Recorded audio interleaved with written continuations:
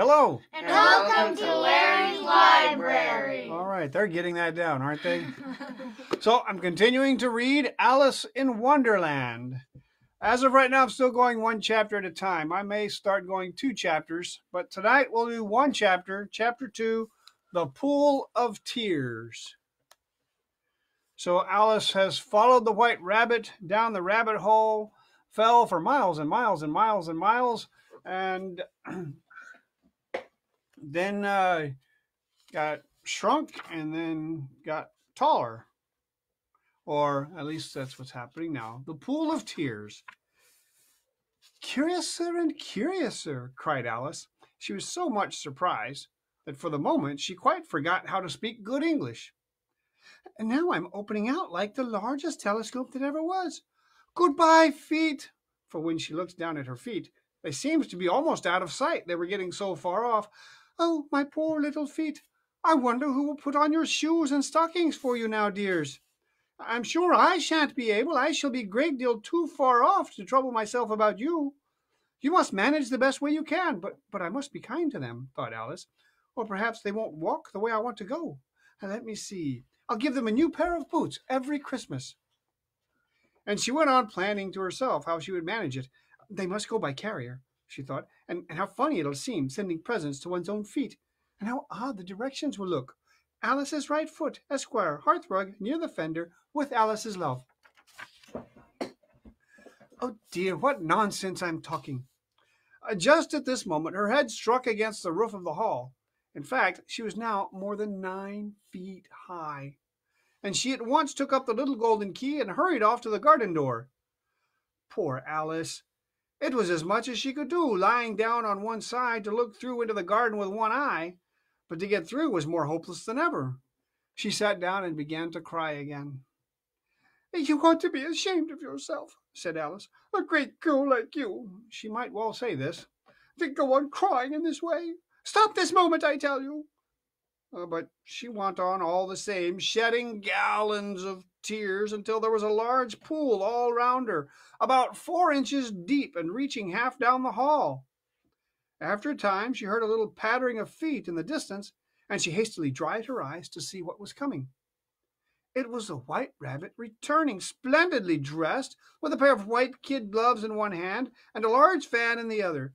He came trotting along in a great hurry, muttering to himself as he came, "Oh, the Duchess, the Duchess! Oh, won't she be a savage if I've kept her waiting?" Alice felt so desperate that she was ready to ask help of anyone. So when the rabbit came nearer, she began in a low, timid voice, "If you please, sir." The rabbit started violently, dropped the white kid gloves and the fan, and scurried away into the darkness as hard as he could go. Alice took up the fan and the gloves, and as the hall was very hot, she kept fanning herself all the time she went on talking. Dear, dear, how queer everything is today. And yesterday things went on just as usual. I wonder if I've been changed in the night. Let me think. Was I the same when I got up this morning? I almost think I can remember feeling a little different. But if I'm not the same, the next question is, who in the world am I? Ah, that's the great puzzle. And she began thinking over all the children she knew that were of the same age as herself to see if she could have been changed for any of them. I'm sure I'm not Ada, she said, for her hair goes in such long ringlets, and mine doesn't go in ringlets at all. And I'm sure I can't be Mabel, for I know all sorts of things, and she knows such a very little. Besides, she's she, and I'm I, and oh dear, how puzzling it all is. I'll try if I know all the things I used to know. Let me see. 4 times 5 is 12, and 4 times 6 is 13, and 4 times 7 is... Oh dear, I shall never get to 20 at that rate. However, the multiplication table don't signify. Let's try geography. London is the capital of Paris, and Paris is the capital of Rome, and Rome... No, that's all wrong.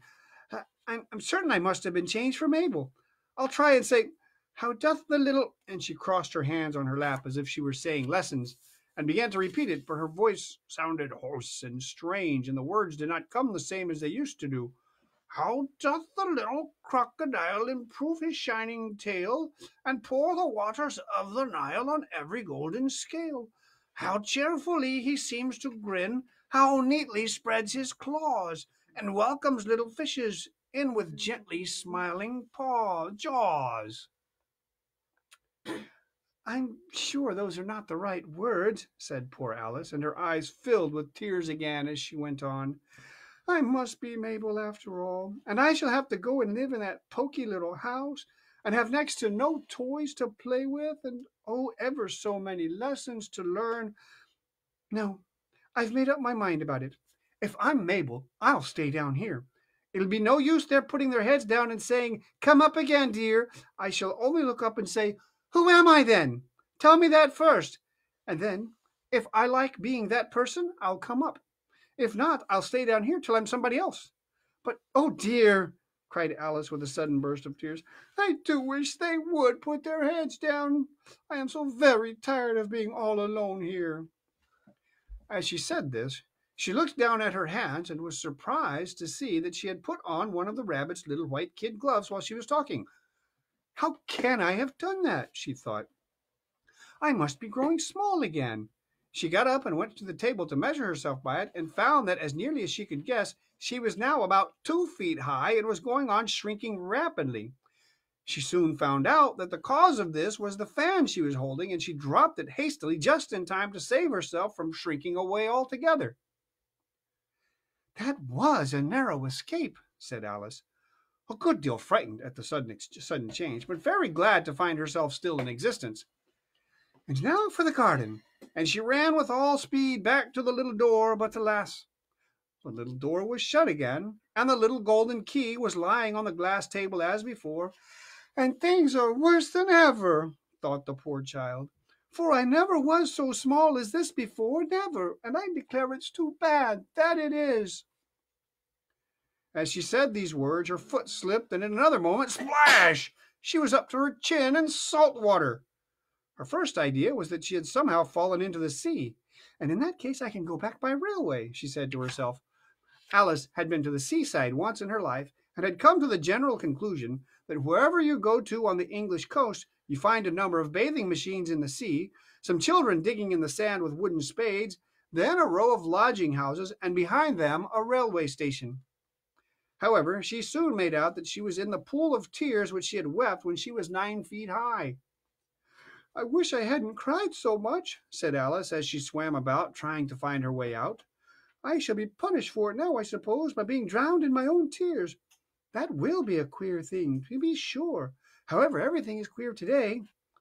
Just then she heard something splashing about in the pool a little way off, and she swam nearer to make out what it was.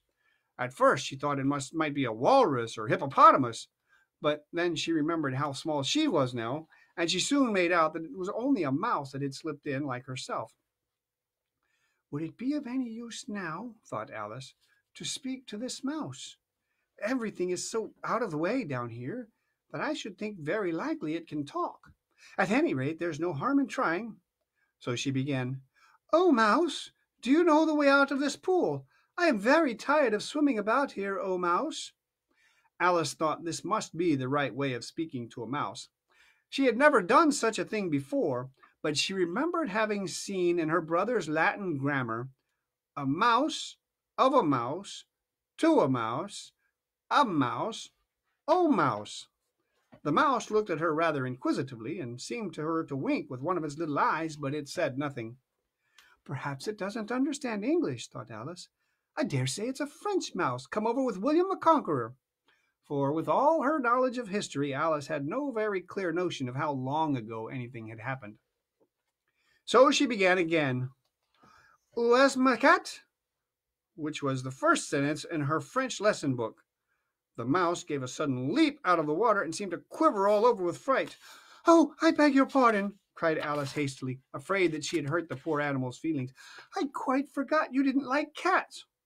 Not like cats, cried the mouse in a shrill, passionate voice. Would you like cats if you were me? Well, perhaps not, said Alice in a soothing tone. Don't be angry about it. And yet I wish I could show you our cat Dinah. I think you'd take a fancy to cats if you could only see her. She is such a dear, quiet thing. Alice went on, half to herself, as she swam lazily about in the pool. And she sits so nicely by the fire, licking her paws and washing her face. And she is such a nice, soft thing to nurse. And she's such a capital one for catching mice. Oh, I beg your pardon, cried Alice again, for this time the mouse was bristling all over, and she felt certain it must really be offended. We won't talk about her any more if you'd rather not. We, indeed, cried the mouse, who was trembling down to the end of his tail. As if I would talk on such a subject! Our family always hated cats. Nasty, low, vulgar things. Don't let me hear the name again. I won't, indeed, said Alice in a great hurry to change the subject of conversation. Are you fond of dogs? The mouse did not answer, so Alice went on eagerly.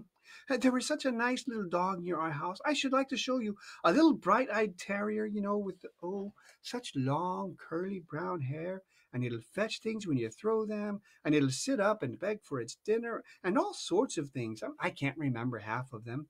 And it belongs to a farmer, And he says it's so useful, it's worth £100. He says it kills all the rats and... Oh, dear, cried Alice in a sorrowful tone.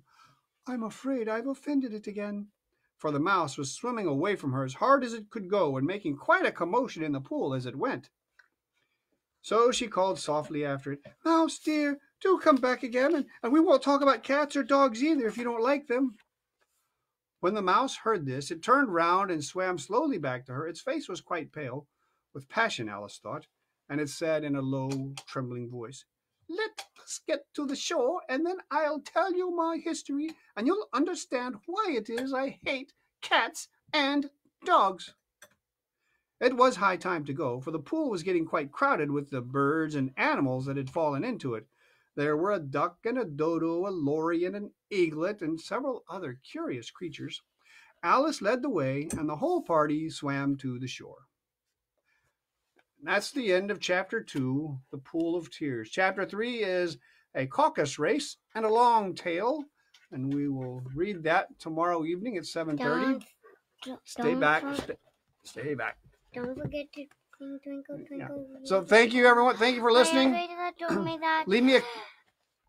Bye, Uncle Can I Kevin. keep talking? Can I talk? Sorry. Thank you. Please leave a comment. Like the video. Let me know what you think. And I appreciate everybody who takes the time to watch this. We love you. And this has been Larry's Library. Bye. Bye, everyone. Bye.